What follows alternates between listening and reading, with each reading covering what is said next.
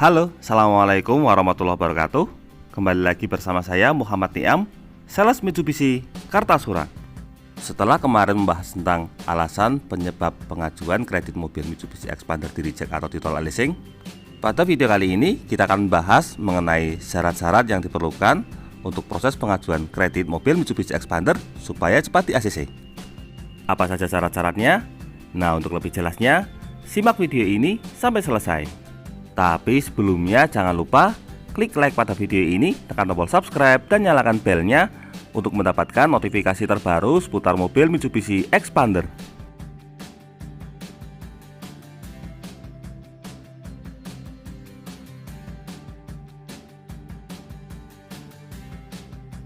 Untuk syarat yang pertama, ini merupakan syarat yang paling penting, yaitu kartu tanda penduduk. Untuk masalah KTP, biasanya saat ini dari pihak leasing mengharuskan KTP yang sudah elektronik. Karena untuk KTP elektronik ini, datanya sudah akurat di Disdukcapil, sehingga bisa dicek NIK-nya akurat atau tidak terdaftar di negara. Selain berfungsi sebagai pengecekan identitas asli, KTP ini juga berfungsi untuk mengecek data BI checking atau rekam jejak Anda selama melakukan pinjaman di perbankan. Nah, di sini KTP yang harus dilampirkan adalah KTP suami istri. Lalu bagaimana jika belum menikah? Jika belum menikah, maka Anda perlu melampirkan KTP orang tua. Di sini kadang muncul pertanyaan, kenapa harus melampirkan KTP pasangan atau KTP orang tua? Padahal yang mau kredit mobil kan kita sendiri. Hal ini disebabkan karena kredit mobil merupakan kredit dengan nominal yang sangat besar. Jumlahnya mencapai ratusan juta rupiah, sehingga pasangan seperti suami atau istri atau penjamin seperti orang tua dan keluarga perlu mengetahui jika yang bersangkutan memiliki perjanjian kredit mobil. Lalu bagaimana jika KTP-nya hilang atau KTP elektroniknya belum jadi? Maka bisa digantikan dengan surat keterangan rekomendasi dari kelurahan yang menunjukkan nama lengkap, alamat, serta NIK.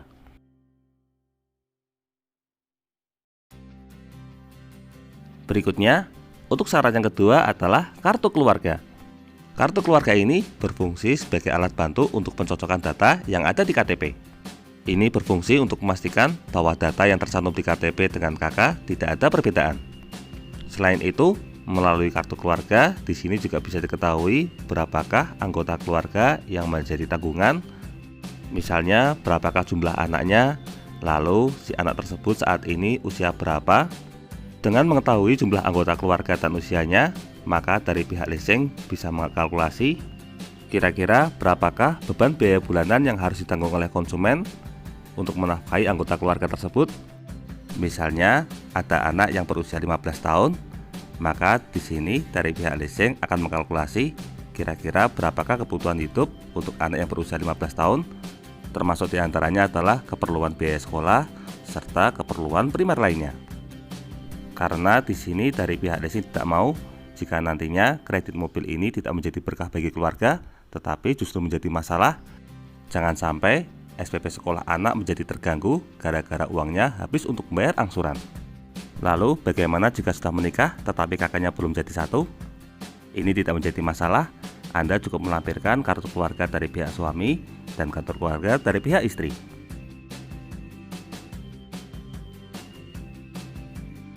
Untuk syarat yang ketiga adalah NPWP atau nomor pokok wajib pajak. NPWP ini sekarang sudah menjadi kewajiban, terutama untuk kredit dengan nominal di atas 50 juta rupiah.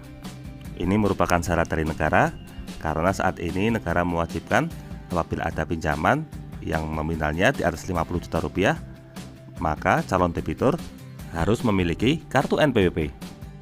Jika belum memiliki NPWP, maka sebaiknya membuat kartu NPWP di kantor pajak terdekat karena proses pendaftarannya sangat mudah sekali.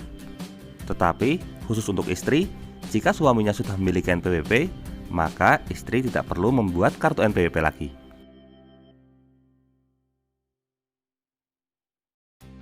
Syarat yang keempat adalah nomor rekening listrik. Rekening listrik ini berfungsi untuk mengetahui status kepemilikan rumah. Jika status rumahnya milik sendiri, maka biasanya di rekening listrik akan muncul nama debitur. Lalu bagaimana jika meteran listriknya masih berupa token? Jika masih berupa token, di sini juga bisa dicek. Caranya dengan input nomor meteran ke dalam m-banking, maka di situ akan muncul nama yang bersangkutan.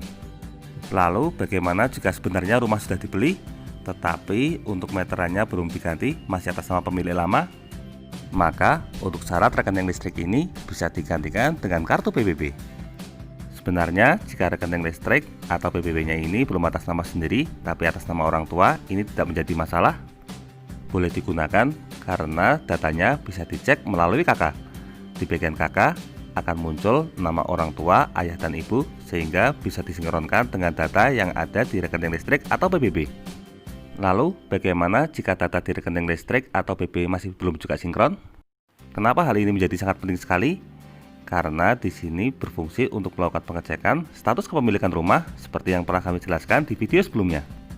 Untuk solusinya bisa melampirkan fotokopi sertifikat atau akta jual beli yang disahkan oleh pihak notaris yang menyatakan bahwa rumah tersebut sudah atas nama calon debitur.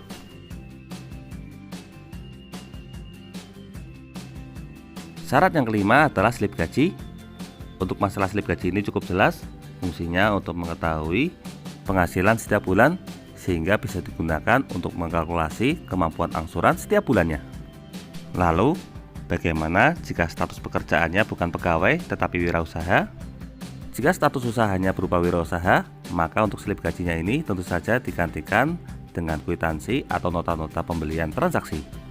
Biasanya untuk kondisi ini dari pihak leasing akan melakukan pengecekan di lokasi usaha untuk dapat memberikan gambaran secara real kondisi usaha dari calon debitur.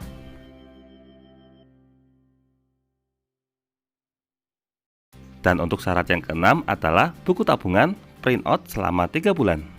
Printout buku tabungan selama 3 bulan ini berfungsi untuk mengetahui kondisi keuangan calon konsumen.